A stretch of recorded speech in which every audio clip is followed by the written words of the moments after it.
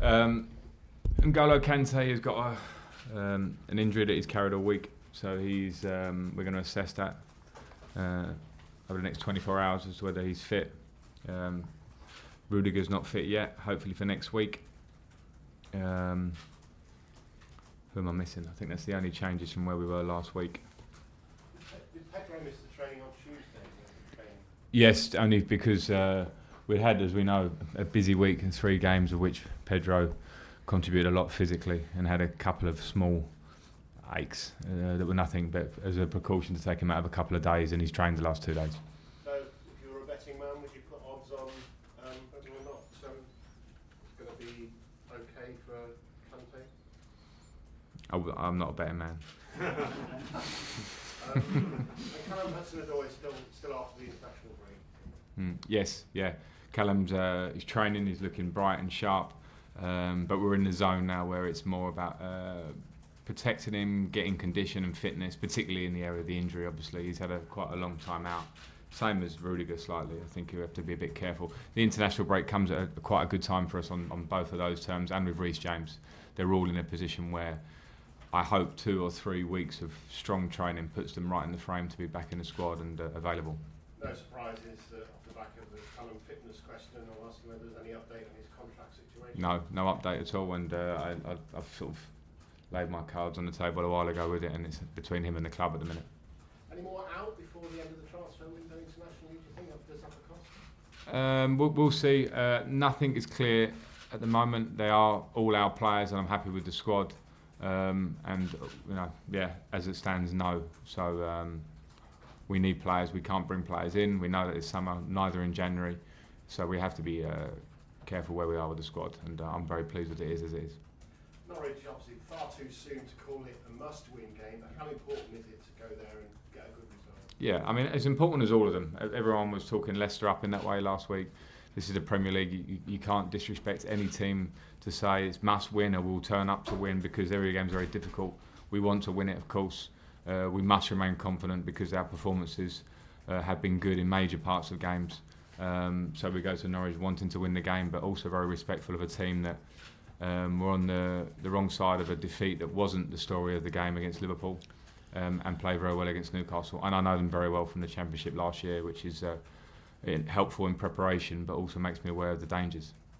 Picking up on that, you said about playing very well in large parts of games. I don't know whether you saw the boys in the Monday Night Football studio talking about your pressing game and how it's more successful, it seems, statistically in the first half than in the second half.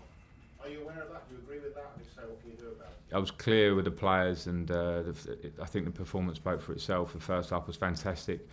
Normally, that first half would be 2 or 3-0 in the game, very comfortable from then on. But when you don't take chances, when you are, and I don't think it was just our pressing in the first half, it was our play, our energy in the team as a whole. When you don't capitalise to score those goals, you can become a bit nervy. We did. They equalised, and then we became a bit desperate, which is something for me to address, because I think when you're in the early stages of something and you're changing styles and changing things, there are moments, and it might be a 20-minute patch in a game or whatever, where the players have to believe in what we're doing and keep trying to do the same thing. And I applaud their desire to turn that 1-1 back into a 2-1.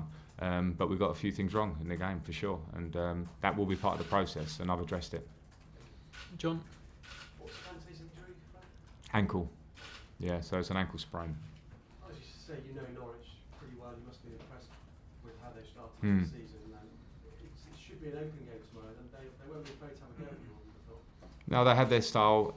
They stick to it, and I think that's the right way. They came up playing really good football, very good team, very good manager and players, and actually in terms of their recruitment as a club, they're a great symbol. They're a great act to follow for teams in the Championship. They did it the right way, and I've been impressed to see them carry on in the Premier League with that way, as they should do. They've got players, they've got a belief in the system, and they've started very well. Is there any concern from you that the win hasn't come yet, or is it too early to be worried about that? Always, because you want to win every game. It's Chelsea, so you know those are concerns. In effect, we've had 2 games in the league. One, I thought we actually played well, but obviously made mistakes to lose at Manchester United, which can happen any year. You can play actually really well and lose at Manchester United. and then a draw against a good Leicester team. Now, of course, we want more, but we must definitely not get too on top of ourselves about that, because this is the Premier League. But yeah, we want to win a game, of course.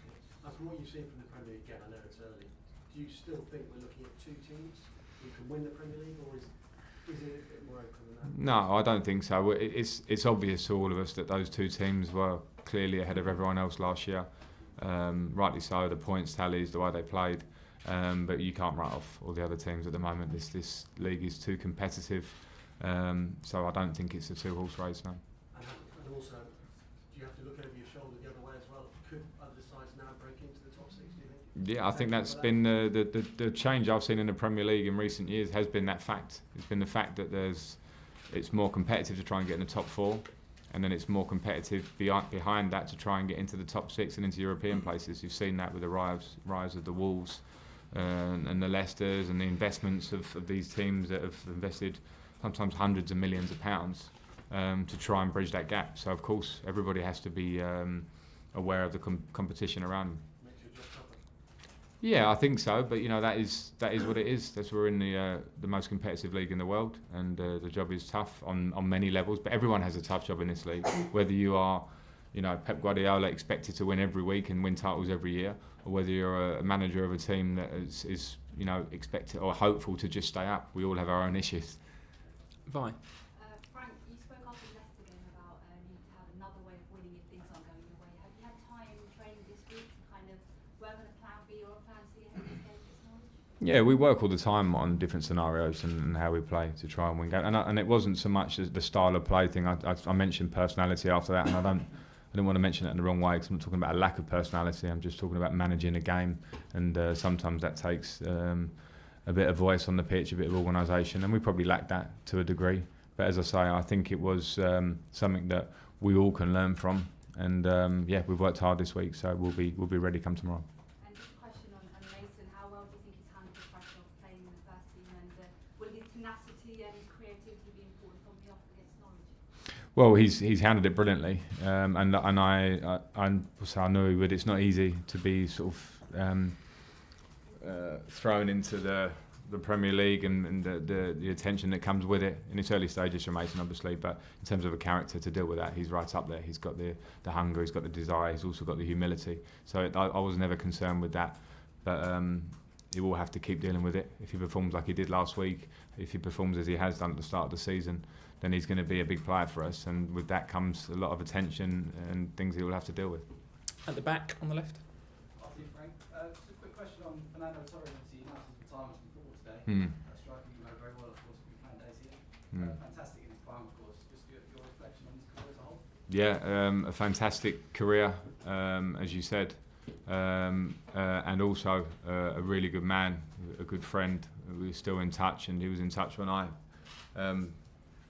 hung my boots up, and I did the same for him, because there's respect there, and he was very good in the dressing room here, and some tough times as well he had here, but he had some big moments with this club too, and in his career he had huge moments in top clubs, Liverpool, for Spain, and the titles he's won. So a huge congratulations on his career, and I wish him well in whatever he chooses to do now. Okay, we have three more, Nazar and then Liam and Moose to finish. Nazar. Frank, could I ask you about Michy Batshuayi's performance? You watched him play midweek. What did you think of that? And what do you think of the youngsters in that game? I thought it was a good performance in terms of Michy got the fitness work that he needed out of the game. He scored 2 good goals, 2 very good finishes, and I thought he worked hard, and that's exactly what the game was there for him. So good, very good for him. As I've said before here, and I'll say behind on the training pitch, we need Michy. We need the competition up front of the 3 strikers that we have. And in terms of the performance of the team, I thought it was really good all round. Some outstanding performances from some of the young players. And that's really, really good to see, and hopefully if they keep continuing on that, they can train with us and try and use people like Mason and Tammy and Tamori as examples of what could happen.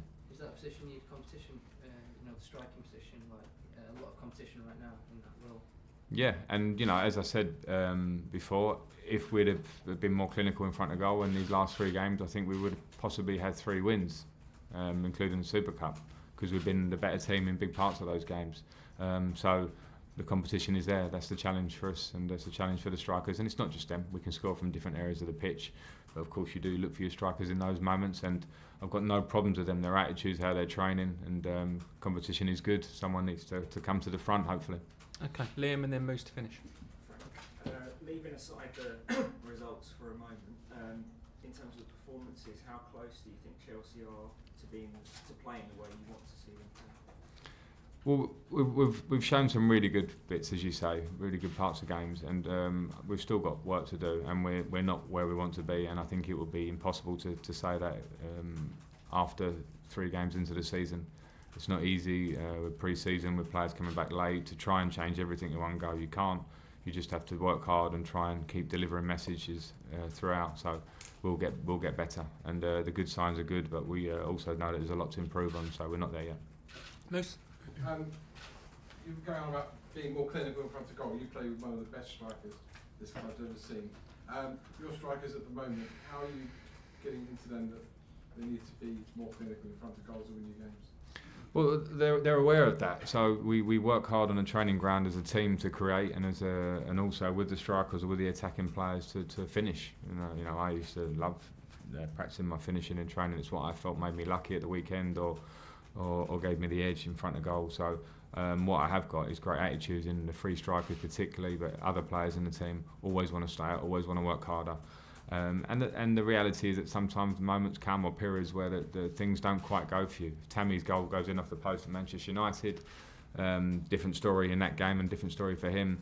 But you cannot get too down about that. So I don't think we need to go absolutely negative on that now. It's about positivity, working hard, and the belief that it will come. And I believe it will come. We're talking about quality players here in terms of the strikers and our attacking players, so it will come. To that end, you've got Norwich and then Sheffield United, 2 of the promoted sides. Is this an ideal 2 fixtures to go into the international break? Norwich away isn't an ideal fixture. It's a tough match. I know that the last team to beat them there was Derby in December or January that we went there, and it was a really tough match that was hard for us, and they proved it last year, and they proved the step up is not a problem for them. So I've got a huge respect for them, and the stadium is difficult. The fans there are buzzing at the moment. The club's going in the right direction. That and Sheffield United are both very tough games for us going into the break.